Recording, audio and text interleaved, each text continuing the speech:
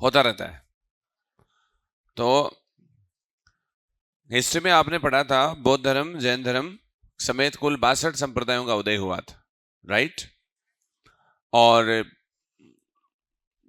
जैसा कि आपको पता है कि हमारा वैदिक धर्म या जिसको हम बोलते हैं ब्राह्मण धर्म, दूसरा नाम ही है।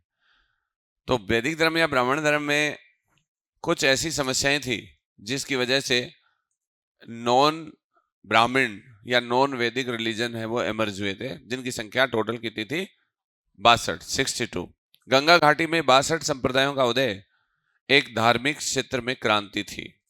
ये धार्मिक के साथ साथ सामाजिक क्रांति भी थी। भाई जैसे समाज में हमारे जो वैदिक सभ्यता थी उसके अंदर वर्ण व्यवस्था थी। वर्णों की स्थापना क्यों की गई थी? वर्ण का मतलब शुरुआत में आपको इन हर चीज के ऊपर भी आजकल के कंसेप्ट चेंज हो रहे हैं, तो आपको ऐसे सवाल पूछे जा सकते हैं कि भाई वर्णा सिस्टम, अब ये सवाल पुराने हो सकते हैं कि वर्ण 4 थे। चतुर्वर्ण व्यवस्था का पहला उदाहरण जो है वो 10वें मंडल के पुरुष सूक्त में मिलता है, ऋग्वेद में, है ना। 9वें मंडल के अंदर व्यक्ति को कर्मों के आधार पे जो है अपना वर्ण चूज करने का अधिकार दिया गया है। ये बातें हो सकता है पुरानी हो जाए।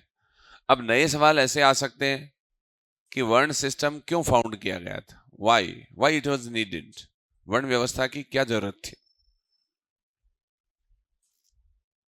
देखो, आर्य समाज जो था, जो वैदिक संस्कृति के दौरान आर्यों के द्वारा बनाया गया था, उस पूरी सोसाइटी में जो आर्य थे वो कबीलों में थे। किसमें थे? और कबीले के अंदर एक डिसिप्लिन मेंटेन करने के लिए, अर्थात समाज के अंदर समाज का एक होलिस्टिक डेवलपमेंट या उसका एक सामाजिक उन्नयन हो, समाज का विकास हो।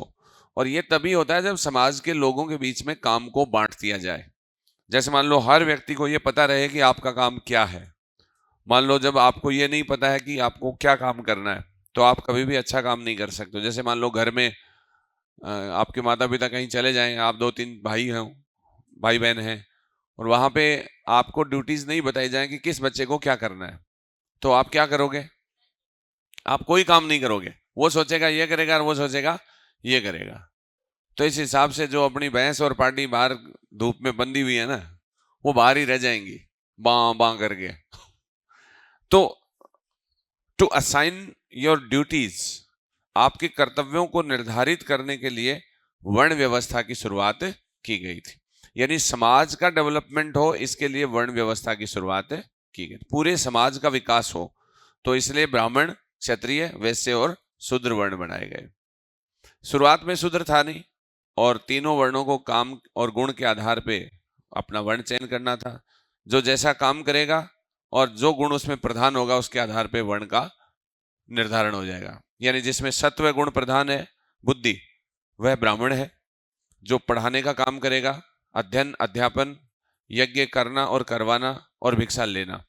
ऐसे ही क्षत्रिय जो है उनको रक्षा कार्य और अध्ययन और यज्ञ करवाना, ठीक है, और भिक्षा देना, ऐसे ड्यूटीज दिए गए थे।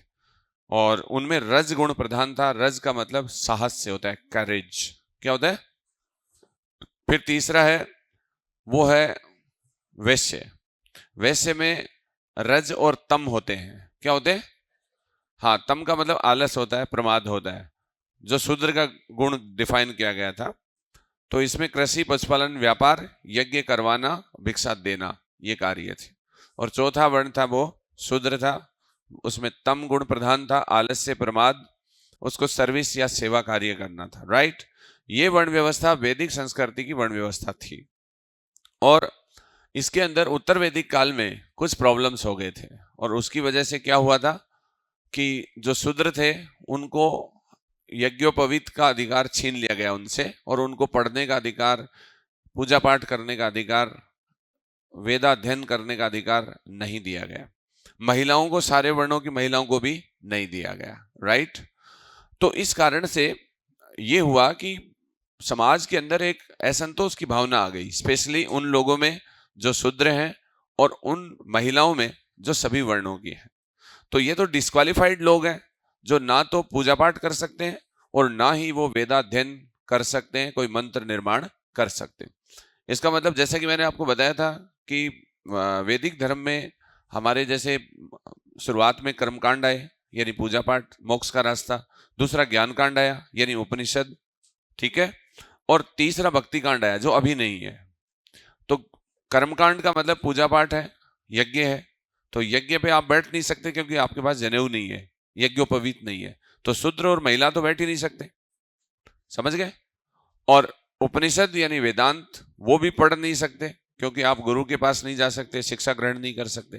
तो इसका मतलब आपका ज्ञान कांड का रास्ता वो भी क्या है, बंद है। तो शूद्र और महिलाओं के लिए ये दोनों रास्ते बंद थे। इसलिए अब उनको एक ऐसा धर्म जो उनको मानसिक संतोष प्रदान करे उसकी आवश्यकता थी। इसलिए सामाजिक क्षेत्र में ये जो क्रांति थी वो इसलिए थी क्योंकि समाज का एक तबका जो शूद्र और महिलाएं हैं वो पूरी तरीके से वैदिक धर्म में कर्मकांड और ज्ञान कांड से महरूम थी, यानी उन्हें मोक्ष नहीं मिल सकता था, ठीक है। और दूसरा देखो, इस सामाजिक क्रांति में एक प्रॉब्लम और थी। आपने पढ़ा होगा कि एक सवाल भी आता है कि कौन सी सदी में क्षत्रिय वर्ण व्यवस्था में 2 नंबर पे आ गए थे। तो वो 6वीं सदी ईसा पूर्व में ही आए थे, यानी बुद्ध के काल में ही आए थे। क्यों? क्योंकि महात्मा बुद्ध महावीर स्वामी क्षत्रिय थे स्वयं।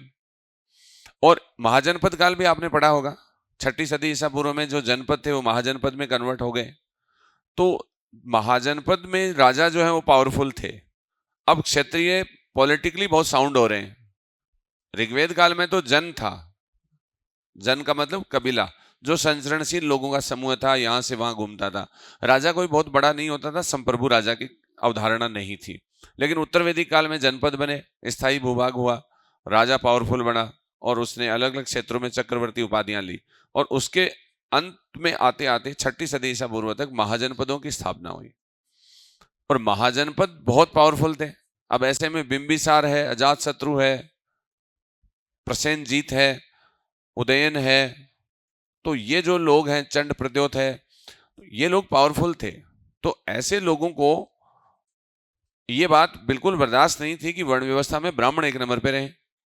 इसलिए क्षत्रिय भी इस चीज से नाराज थे कि उनका वर्ण व्यवस्था में दूसरा स्थान है, जबकि वो राजनीतिक तबके का नेतृत्व करते, यानी वो राजा हैं, फिर भी वर्ण व्यवस्था में वैदिक धर्म या ब्राह्मण धर्म की व्यवस्था में वो कितने नंबर पे थे, 2 नंबर पे थे।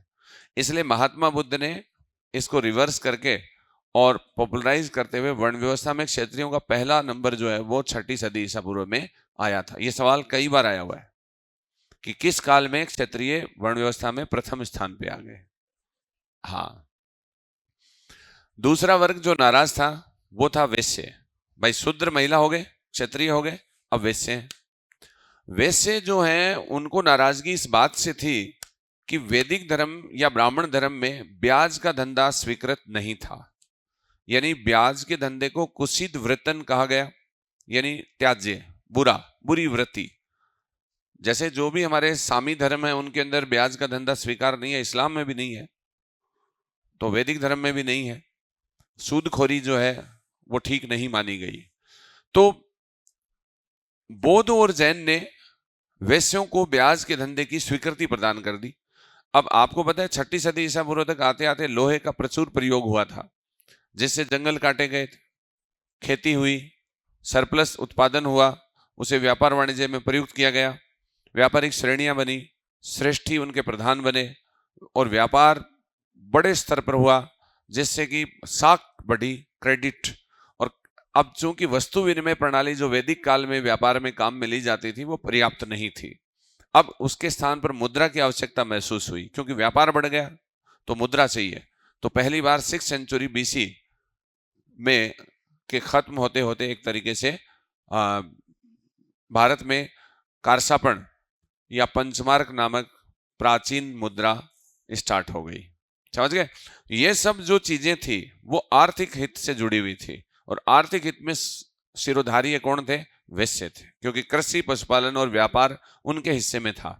तो खेती बढ़ गई, व्यापार बढ़ गया, तो वैश्य को अब व्यापार को मल्टीप्लाई करने के लिए इंटरेस्ट लेना पड़ेगा, वो ब्याज का धंधा भी करेगा, वरना तो जब इंटरेस्ट नहीं मिलेगा तो व्यापार में इतना मजा नहीं आता है। तो इंटरेस्ट के लिए आपको इंटरेस्ट लगाना पड़ेगा।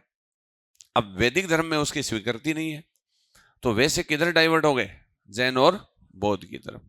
तो अपने व्यापारिक हितों के लिए वैश्यों का मूव हुआ, अपने राजनीतिक प्रभुत्व के कारण क्षत्रियों का मूव हो गया, और अपनी सामाजिक और अपनी शैक्षिक उपेक्षा के कारण शूद्र और महिलाओं का मूव भी किसकी तरफ हो गया?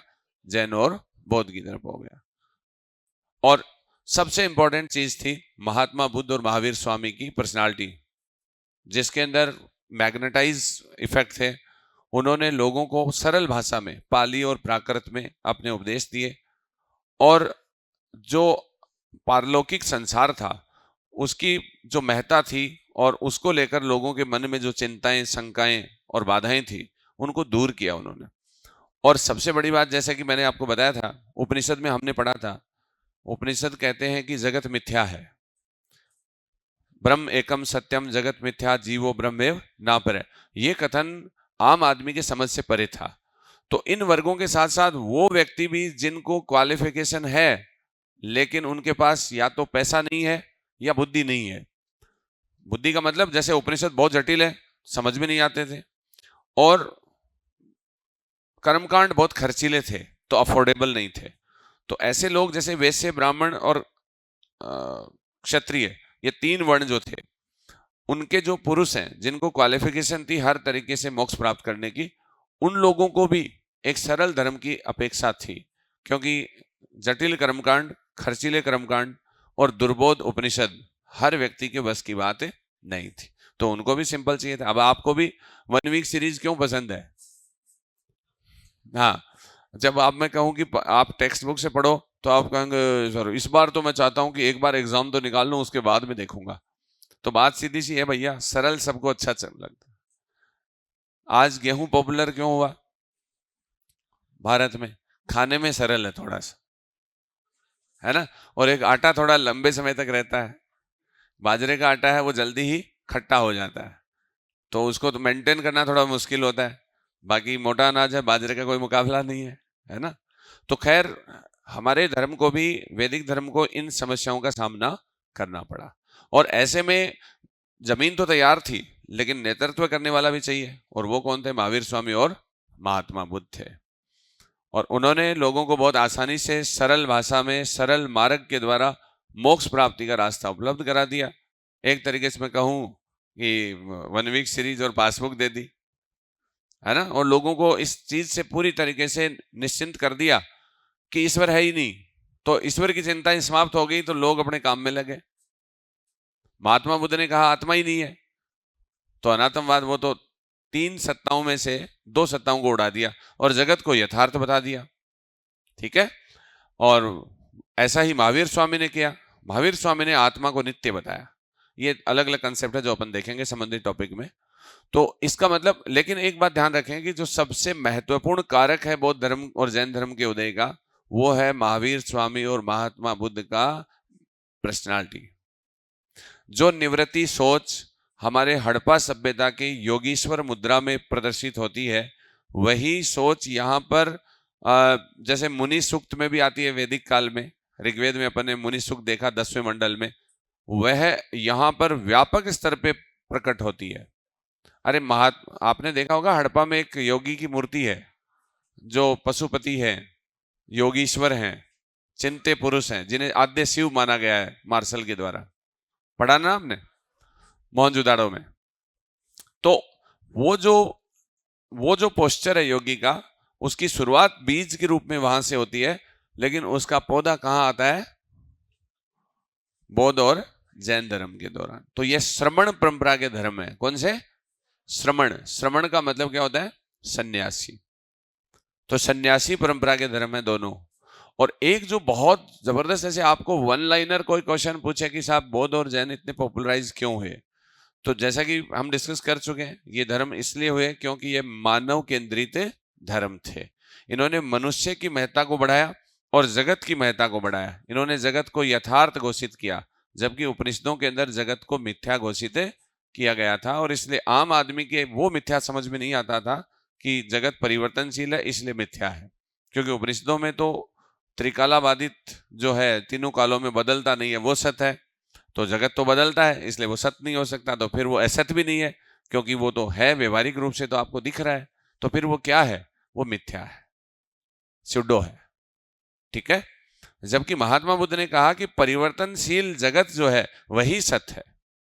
अर्थ क्रियाकारित्व इति सत लक्षणम, अर्थात वह वस्तु जिसमें निरंतर उत्पादन या परिवर्तन की क्षमता हो वही सत्य है। जो बदलता नहीं है वो सत्य नहीं है। तो इस हिसाब से इन्होंने इस संसार को क्या बना दिया? रियल। इन्होंने कहा कि जगत यथार्थ है और सत्य भी वही है जो बदलता है, और संसार में सब कुछ बदलता है। सारी सजीव चीजें बदलती हैं और सारी निर्जीव चीजें बदलती हैं, पल पल बदल रहा है। क्षणिकवाद जो इसी का कंसेप्ट है। ऐसे ही महावीर स्वामी ने कहा कि जगत वह में सत्य या द्रव्य वह है जिसमें नित्यता और अनित्यता दोनों गुण पाए जाते हैं। तो उसने नित्यता को भी मान लिया, जैसे कि आत्मा है वो हमारी नित्य होती है और हमारा शरीर अनित्य होता है।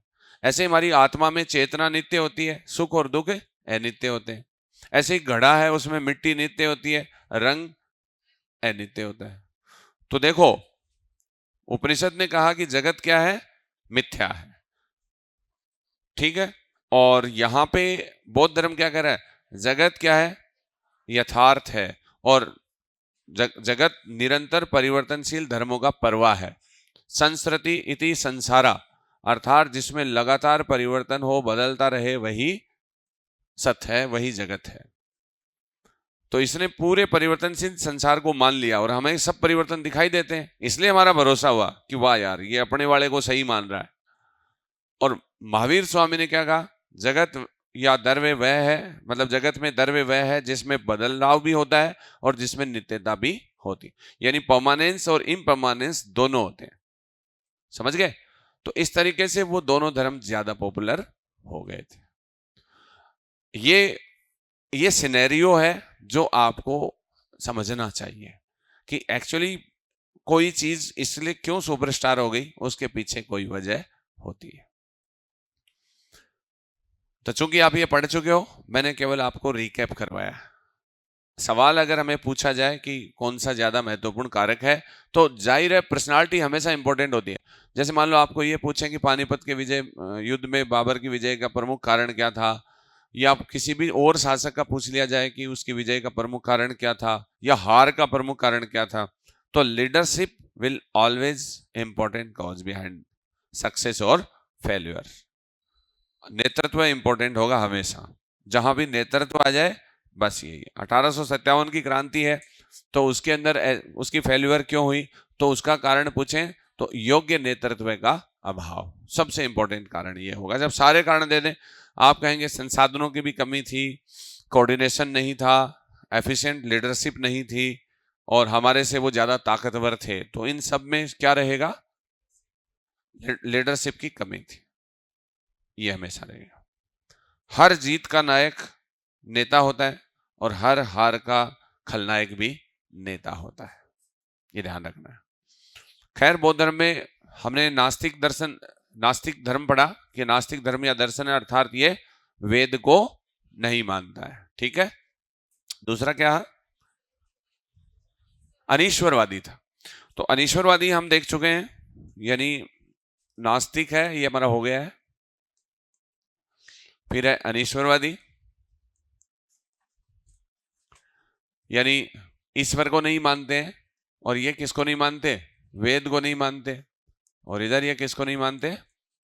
हाँ, ये मैंने आपको बता दिया था भाई, वेद शाश्वत ग्रंथ है हमारे, इस बात को कौन नहीं मानता? बौद्ध नहीं मानते, इसलिए ये नास्तिक है। दार्शनिक परंपरा में नास्तिक और आस्तिक का मतलब वेद को मानने और नहीं मानने से। अनीश्वरवादी का मतलब है ईश्वर को मानने वाले ईश्वरवादी, नहीं मानने वाले अनीश्वर। एक बात और ध्यान रखना, बौद्ध धर्म ने अलौकिक कारण व अकारण का खंडन किया था। यह हम प्रतिदिन समुत्पाद में देख लेंगे, फिलहाल लिखने की जरूरत नहीं है। यह मैं इसलिए बता रहा हूं कि जैसे मान लो कि अपन कह रहे हैं कि हमारे जैसे वैदिक दर्शन की बात कर रहे हैं हम, उपनिषद वगैरह की बात कर रहे हैं, तो उसमें क्या है न्याय दर्शन या जो भी अपने इंडियन फिलॉसफी है उसमें क्या मानते हैं हम, जो जो दर्शन ईश्वर को मानते हैं वो क्या कहते हैं, ये सृष्टि या जगत क्या है, कार्य है। क्या है, कार्य है, और इसका कारण कौन है, ईश्वर है। और चूंकि हमारा जो जगत है उसको हम क्या बोलते हैं, ई है लौकिक। ई है लौकिक का मतलब इस संसार में रहता है, और ऊपर वाला क्या है, पारलौकिक है। इसका मतलब another world and this world. तो अपन लोग तो यहां पे हैं और ईश्वर जो है वो यहां पे है, परलोक में। तो महात्मा बुद्ध इसको खंडन, इसका जो प्रतिदे समुत्पाद के सिद्धांत द्वारा ही करते हैं। महात्मा बुद्ध ये कहते हैं संसार में हर घटना एक कार्य है और उस कार्य का कोई न कोई कारण अवश्य है, और जहां घटना हो रही है वहीं उसका कारण है। यानी इस संसार में अगर जगत है और घटनाएं यहां घटित हो रही हैं तो उसका कारण भी इसी संसार में होना चाहिए। अगर आप दूसरे लोक में या अलोक में या परलोक में उसको मानते हो तो वो महात्मा बुद्ध ने स्वीकार नहीं किया। उसने कहा कि अलौकिक कारण स्वीकार नहीं है, जहां पर संसार है वहीं पर उसका कारण होना चाहिए। चूंकि हम कहते हैं कि ना ना इस संसार में तो उसका कारण होता ही नहीं है, तो वो कहते हैं कि मैं ऐसे ईश्वर को नहीं मानता हूं। भाई बात सीधी सी है, महात्मा बुद्ध के अनुसार ये है कि ये आपकी गाड़ी है जगत की और आपका ईश्वर यहां पे है। महात्मा बुद्ध कहते हैं गाड़ी जहां पे है उसका ड्राइवर सीट पे होना चाहिए। समझ गए, सिंपल सी बात है। बुद्ध कह रहे हैं कि जगत अगर इस संसार में है आप तो वहीं पे उसका क्या होना चाहिए, कारण होना चाहिए। क्योंकि जगत क्या है, कार्य, और ईश्वर क्या है, कारण। तो कारण जहां, कार्य जहां है वहीं उसका कारण हो। और हम कहते हैं कि ना वो अलौकिक है, तो वो कहते हैं मैं अलौकिक कारण को नहीं मानता। यहां आप दिखा नहीं सकते, ऊपर का मैं मानता नहीं हूं, फैसला ये आया है कि ईश्वर नहीं है। समझ गए। और एक है अकारणता का खंडन। अकारणता का मतलब होता है, जैसे चारवाक फिलोसफी है, वो ये कहती है कि संसार चार भूतों के आकस्मिक संयोग से बनता है। जैसे पृथ्वी, वायु, अग्नि और जल जब मिलते हैं तो सृष्टि बनती है, और इसमें किसी भी कारण की आवश्यकता नहीं है। यानी ईश्वर को उसने भी नहीं माना, लेकिन उसने कहा कि ये मतलब जो है अपने आप बनते हैं, आकस्मिक बनते हैं, इसका कोई भी कारण नहीं है। तो बुद्ध कहते हैं कोई भी घटना अकारण भी नहीं होती है और अलौकिक कारण के रूप में भी नहीं होती। तो दोनों कारणों को इसने डिनाई कर दिया था। ये हम प्रतिदे समुत्पाद में एक स्पेशल नोट लगा के लिखवा देंगे आपको। तीसरा हमारा था इसमें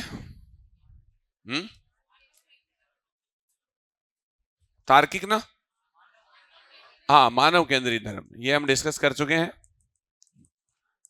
मैंने आपको बताया था कि जहां पे उपनिषद जो हैं या वेद हैं वहां पे हम परलोक के प्रति बहुत ज्यादा चिंता कर रहे थे और मनुष्य का महत्व कम होता नजर आ रहा था। यानी मनुष्य को ज्यादा पावरफुल नहीं माना गया और ईश्वर को और देवताओं को ज्यादा महत्वपूर्ण माना गया था।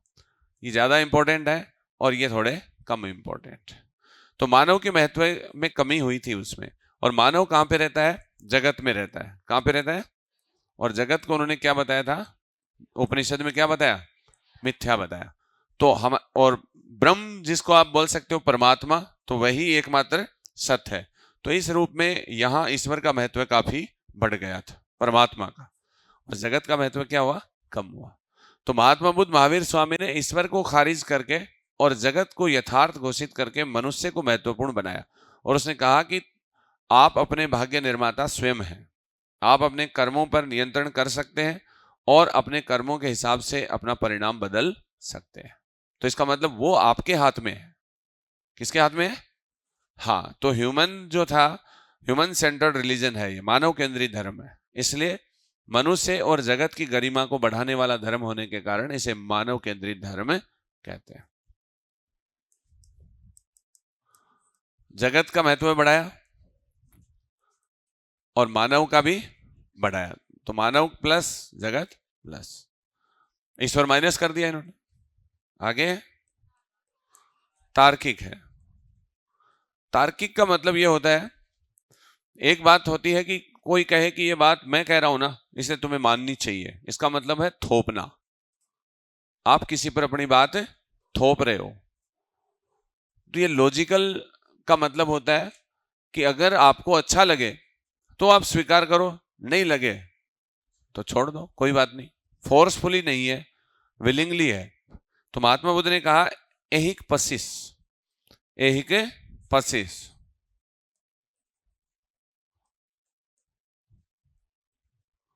या एहिक प्रसिस, तो इसका मतलब ये तो पाली का है।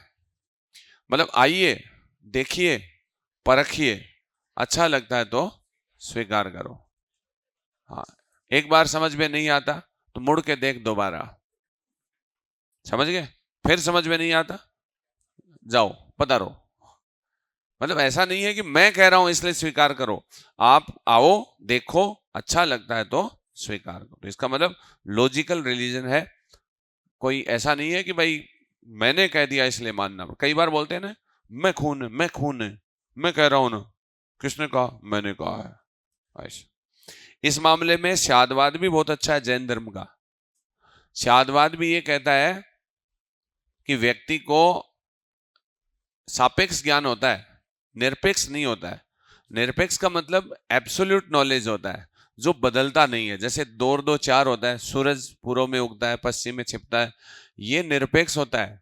मतलब ऐसा ज्ञान जो किसी भी कंडीशन में देश काल परिस्थितियों के हिसाब से बदले नहीं, उसको बोलते हैं निरपेक्ष ज्ञान। जो मैथमेटिक्स में जो रिजल्ट होते हैं वो निरपेक्ष होते हैं, एब्सोल्यूट होते हैं। यहां पे रिलेटिविटी बताई जैनिज्म ने भी। उन्होंने कहा कि एक आम आदमी किसी भी वस्तु को पूर्ण रूप में नहीं देख सकता। जैसे आप मेरे को अब आगे से देख सकते हो लेकिन पीछे से नहीं देख सकते। अब आप कहोगे कि आपने ब्लैक कलर का टी शर्ट पहन रखा है, अब पीछे क्या पता आंद्रे रसेल की तरह ये गुलाबी कलर का हो। तो मतलब एट प्रेजेंट आप मुझे केवल फ्रंट पे देख पा रहे हैं, पीछे तो नहीं देख पा रहे ना। तो अब मान लो आप कह दो कि वाह सर क्या एकदम से काली टी शर्ट पहनी है, मैं ऐसे ही घूम जाऊं और यहाँ पे ब्लू कलर या फिर पिंक जो भी कलर आए, तो फिर कहने का मतलब आपने निरपेक्ष तो नहीं है ना, आपका रिजल्ट बदल गया ना। तो आप विजुलाइज नहीं कर सकते चीजों को कंप्लीट सिनेरियो में। इसलिए आपको अपने कथन से पूर्व स्यात्, स्यात् का मतलब क्या होता है? शायद नहीं होता है, यही तो बात है।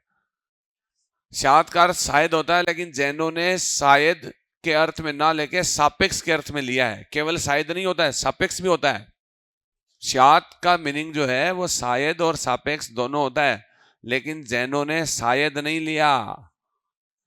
शायद का मतलब तो संशय होता है कि जैसे आप कह रहे हो कि आपको पूछे कि वो चीज वहां है क्या, तो आप कहो शायद है या हो सकती है। इसका मतलब you are doubtful. It means आपको डाउट है, you are not crystal clear. तो यहां जैन है ना, वो शायद नहीं बता रहे हैं, सापेक्ष बता रहे हैं, रिलेटिविटी बता रहे हैं, सापेक्षता। इसका मतलब क्या है? आपका ज्ञान सापेक्ष है, इस इस एंगल के सापेक्ष है, इस एंगल के सापेक्ष नहीं है। मेरा बैक एंगल है वो आपको नहीं दिख रहा है, मेरा फ्रंट ही दिख रहा है, मैं आपको फ्रंट से ही देख पा रहा हूं। तो हम एक एंगल विशेष के सापेक्ष ही ज्ञान को ले पा रहे हैं। अब आप कह दो कि वाह ये तो देखो ऐसे है, फिर मान लो पीछे से पलट जाऊं तो आपका जो पहले वाला रिजल्ट है वो बदल जाएगा। इसका मतलब जो बदल गया वो क्या है? सापेक्ष है। जो नहीं बदलता वो क्या है? निरपेक्ष। तो सूरज इधर उगता है इधर छिपता है, 2 और 2 4 होते हैं, वैसा रिजल्ट हम हमारे सापेक्ष नहीं ले सकते। इसलिए दुनिया में बहुत सारी चीजें हैं, जैसे मान लो यहाँ पे स्टिच हैं, बहुत अच्छे हैं। अब आप कहोगे आगे की तरफ ही ये 5 डायमंड लगे हुए हैं, 6 डायमंड लगे हुए हैं, जो भी हैं, तो पीछे भी मान लो हो जाए और इधर भी डायमंड आ जाए तो वाह, इसका मतलब आपका वो ज्ञान बदल चुका है। तो जैन दर्शन ये कहता है कि हर व्यक्ति जो दुनियावी है, जो इस संसार में कॉमन मैन है, आम आदमी है, मैंगो मैन है, उसका ज्ञान सापेक्ष होता है। इसलिए उसे अपने कथन से पहले स्यात् शब्द लगाकर अपनी ज्ञान की सापेक्षता प्रकट करनी चाहिए, ताकि वो किसी पे थोपे नहीं। हाँ भाई मेरे अकॉर्डिंग ये है, ऐसे बोलना आपको। स्यात् अस्ति, स्यात् नास्ति, ऐसे। तो ये बहुत बड़ी फिलॉसफी थी और एकदम साइंटिफिक भी थी, प्रैक्टिकल भी थी, इसलिए पॉपुलर हुई थी। समझ गए? ज्ञान तो उपनिषदों में भी था, लेकिन उपनिषदों का जो ज्ञान था वो जटिल था और इनका ज्ञान है वो सरल था और व्यवहारिक था, इसलिए ज्यादा पॉपुलर हुए। इसलिए ये मानव केंद्रित धर्म बने, जगत को यथार्थ मानने वाले, जगत की व्याख्या करने वाले बनने के कारण पॉपुलर हुए। आगे प्रैक्टिकल, हाँ, आपको ये लास्ट पॉइंट जो पढ़ाया हुआ है वो है व्यवहारिक धर्म। यही था लास्ट आज की क्लास, इससे आगे स्टार्ट होनी, ठीक है। व्यवहारिक धर्म का मतलब है, देखो, एक तो है कि हम एक ऐसी चीज की कल्पना करें और उसके लिए दुखी हों और उसका समाधान खोजें कि जैसे ईश्वर है या नहीं है, आत्मा है या नहीं है, जगत कैसा है कैसा नहीं है। मतलब ये जो मेटाफिजिकल प्रश्न है, तत्वमीमांसीय सवाल हैं, इनके ऊपर जवाब ज्यादा जोर दें अगर हम कि मैं कौन हूं, कहां से आया हूं, कहां जाऊंगा, लाइक दिस, और खासतौर से ईश्वर और आत्मा जैसे सवाल हैं, उनके स्वरूप को जानना और उनके होने और नहीं होने की बातें ज्यादा करना और उनके उलझे रहना। तो वो एक गाना है ना, तेरी बातों ने उलझा दिया, तो तेरी बातों ने उलझा दिया, ये किसमें था? उपनिषद में। कुछ समझ में नहीं आया? अरे गाना है कैसा? हाँ, तो इधर तेरी बातों ने उलझा नहीं दिया, बल्कि तेरी बातों ने सुलझा दिया। जो अब तक उलझा हुआ था वो सुलझ गया। हाँ, तो वो सुलझ गया है ना। तो यहां पे उलझाट नहीं है, सुलझाट है। इसलिए बौद्ध और जैन है वो प्रैक्टिकल है। अच्छा भाई, आपके दुख कई प्रकार के हो सकते हैं। हमने दुखों के प्रकार पढ़े हुए, हमने पढ़े ना, 3 प्रकार हैं, आदि देविक, आदि भौतिक और आध्यात्मिक, ठीक है। तो आदि भौतिक दुख जो है, खास तौर से आदि भौतिक का मतलब दिन रोजमर्रा की जिंदगी के दुख हैं आपके, ठीक है। या फिर जैसे मान लो कोई आपके मन में भी कोई सवाल है किसी तरीके का, जो भी है व्हाटएवर, तो हमारे जो दुख हैं उनको दूर करना हमारे दर्शन की मूल थीम है। इंडियन फिलॉसफी और जो कल्चर है उसका मूल जोर जो है किसके ऊपर है? दुखों को दूर करने पर है। आज हमारे जीवन की सबसे बड़ी समस्या क्या है? आपके जीवन में सबसे बड़ी समस्या क्या है? क्या समस्या है आपके जीवन की? यही तो है। तो दुख हमारे जीवन की सबसे प्रैक्टिकल प्रॉब्लम है, और इसमें भी हमारी जो आदि भौतिक है, यानी रोजमर्रा की जिंदगी के दुख हैं। कुछ चीजें आपको सही लगती हैं, सही चीजें आपको गलत लगती हैं। तो जैसे कई बच्चे कहते हैं कि साहब हम तो पढ़ाई बहुत किए हैं, फिर भी हमारा रिजल्ट पॉजिटिव नहीं आए हैं, नेगेटिव आ गए हैं। कई जगह हम नेगेटिव रिजल्ट लाने जाते हैं, वहां पॉजिटिव आ जाते हैं, है ना। हाँ भाई, हॉस्पिटल में मान लो कोई चीज नेगेटिव आनी चाहिए, वहां पॉजिटिव आ, कोविड पॉजिटिव आ गया तो दुख हो गया। इधर पॉजिटिव आना चाहिए, उधर नेगेटिव आ जाता है। किसी व्यक्ति से मिलना चाहते हो और वो नहीं मिलता है, उसका दुख है। और जिससे नहीं मिलना चाहते हो वो मिल जाता है, वो भी दुख है। जन्म भी दुख है, मरण भी दुख है। इस जीवन की यात्रा में सब दुख ही दुख है। सभे संसारा दुखा, महात्मा बुद्ध ने कहा सर्वम दुखम दुखम, सारा संसार दुखी है।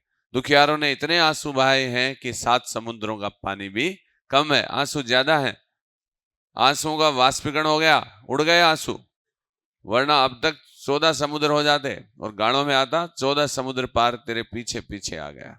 तो 14 समुद्र होते तो कोई पीछे ही नहीं आता, गिर जाता पहले ही। ना भाई, अपने से नहीं आया जाएगा। समझ गए? तो कहने का मतलब, बुद्ध ने ये बात कही थी जो मैं बोल रहा हूं, समझ गए? हाँ, तो इन दुखों को दूर करने के लिए जो धर्म या दर्शन आए, उसी का नाम व्यवहारिक धर्म और दर्शन होता है।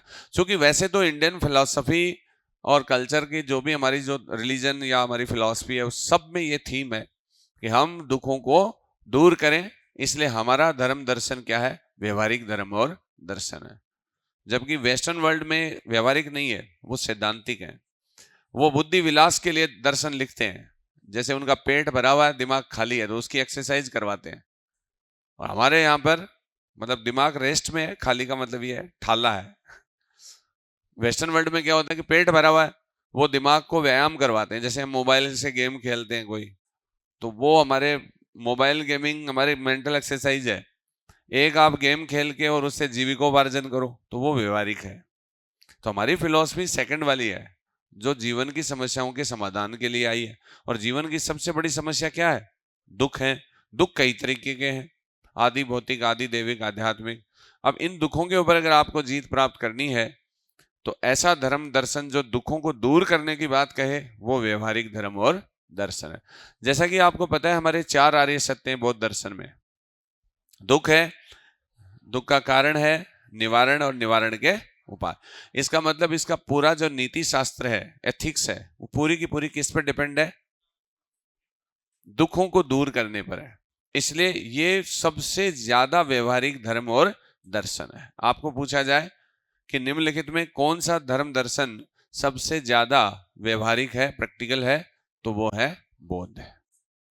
क्योंकि दुखों की एक व्यापक आर्य सत्य जब आप पढ़ेंगे, तो अगले 5-6 घंटे में आप आर्य सत्य ही पढ़ेंगे।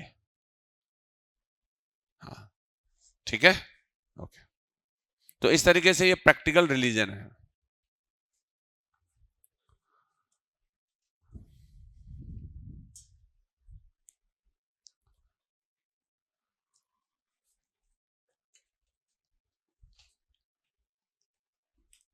तो अब आप सीन में आ गए हो, और अब है आर्य सत्य। देखो, आपने वैदिक धर्म पढ़ा है, तो उसमें आर्य शब्द का अर्थ क्या था? आर्य का अर्थ क्या है? श्रेष्ठ। और सत्य का अर्थ क्या है? मार्ग।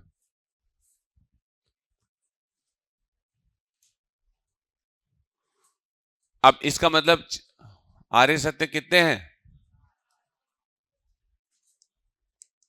तो 4 आर्य सत्य। तो इसका शाब्दिक अर्थ क्या हो जाएगा? 4 श्रेष्ठ मार्ग। इसका मतलब बौद्ध दर्शन के 4 श्रेष्ठ मार्ग हैं, जिन पे आपको चल के दुखों को दूर करना है और फिर निर्वाण की प्राप्ति करनी है। तो ये इसलिए प्रैक्टिकल रिलीजन है, क्योंकि इसने दुख रूपी व्यवहारिक समस्या का विशद विवेचन किया है। एक बात ध्यान रखना, एक सवाल आता है कि क्या बौद्ध दर्शन दुखवादी दर्शन था क्या, या दुखवादी धर्म था क्या? नहीं था ना। क्यों? हाँ, क्योंकि ये दुखों से शुरुआत करते हैं, लेकिन दुखों के अंत तक जाते हैं। अगर कोई फिलॉसफी या कोई रिलीजन किसी परंपरा को दुखों के रूप में स्थापित करके चला जाए, तो उसे दुखवादी कहते हैं। लेकिन ये तो दुख को दूर करने की बातें करते हैं। जैसे देकार्त संदेहवादी नहीं है, ठीक ऐसे ही बुद्ध दुखवादी नहीं है। तो ये भी आपको ध्यान रखना है कि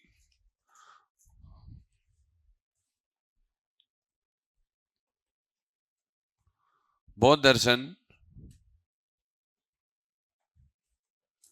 ये नोट लगा लेना यहां पे,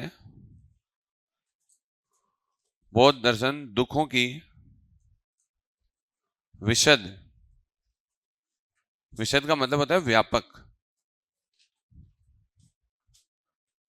विशद विवेचना करता है,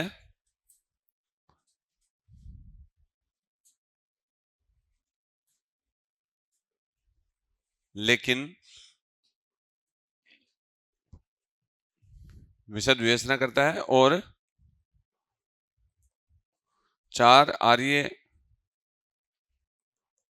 सत्यों का संबंध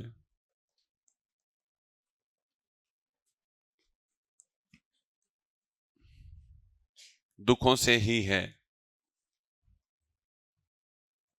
लेकिन यह दुखवादी धर्म दर्शन नहीं है, क्योंकि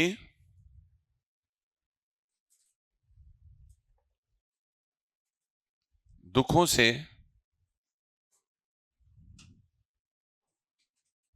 शुरुआत करके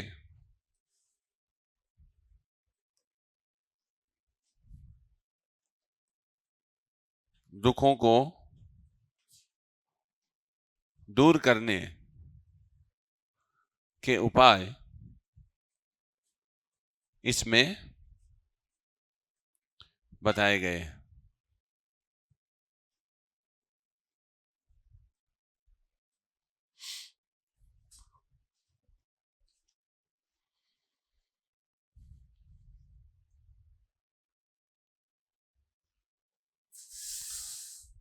तो ऐसा नहीं है कि इन्होंने दुखों को स्थापित कर दिया है।